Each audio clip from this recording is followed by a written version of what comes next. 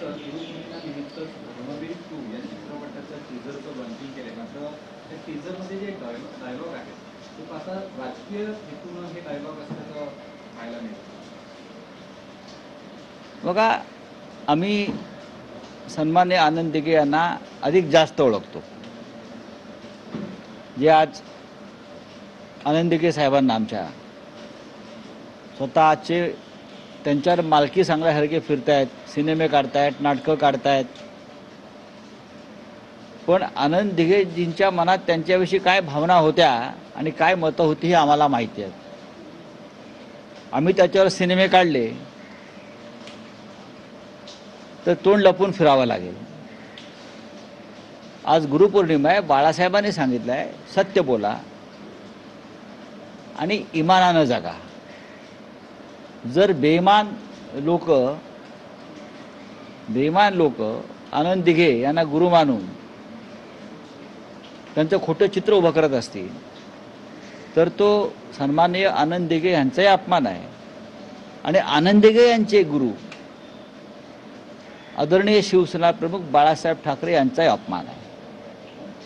आनंद दिघेंच्या तोंडी घालून काही वाक्य तुम्ही तुमची राजकीय पोळी शिकण्याचा प्रयत्न कराल, पण भविष्यात तुम्ही सुद्धा त्या आगीत चटके लागून संपल्याशिवाय राहणार नाही. हिंदुत्वाची गोष्ट सांगितली आहे साहेबांच्या, हिंदुत्वाची गोष्ट कशात? चित्रपटात. अरे कसला चित्रपट? आनंद दिघे यांचा संपूर्ण कालखंड आम्ही पाहिला आहे. आनंद दिघे यांच्या नावावर खोट्या गोष्टी खपवणं. आनंद दिघे यांचं हिंदुत्व हे बाळासाहेबांचं हिंदुत्व होतं, ते का वेगळं हिंदुत्व नव्हतं ना.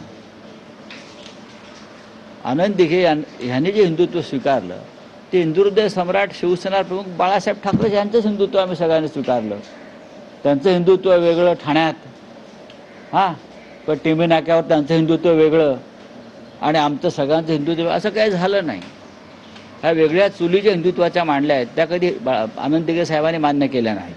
हे चित्रपट वगैरे सगळे बोगस आहेत, भंपक आहेत, बरं का. आपल्याला जे आपल्या खोटेपणावर पांघरून घालण्यासाठी अशा प्रकारचे चित्रपट अनेकदा याआधी निर्माण, जसं काश्मीर फाईल असेल, ताशकंद फाईल असेल, हे चित्रपट भाजपच्या लोकांनी निर्माण केले. असे अनेक चित्रपट भाजपच्या लोकांनी निर्माण केले. ते एक अवडंबर माजवण्यासाठी आणि आपल्या खोट्या भूमिकांना सत्याच्या मुलामात देण्यासाठी या माध्यमाचा वापर केला, पण हे पूर्णपणे चुकीचं आहे.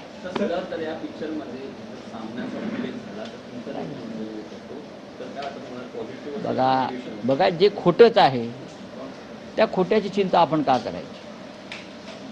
मला असं वाटतं पहिल्या चित्रपटामध्ये माननीय आनंद दिघे यांचा महानिर्वाण दाखवलेला आहे. आता महानिर्वाणानंतर दुसरा भाग कसा येऊ शकतो? पण विधानसभेच्या निवडणुका आहेत. खोटं जे आहे त्या खोट्याला उजाळा द्यायचा आहे. आपल्या बेईमानीवरती थोडे तारे चमकवायचे आहेत. त्याच्यामुळे आनंद दिघे यांच्यासारख्या महान निष्ठावान शिवसेनेच्या नेत्यांचा वापर करायचा. बताइए.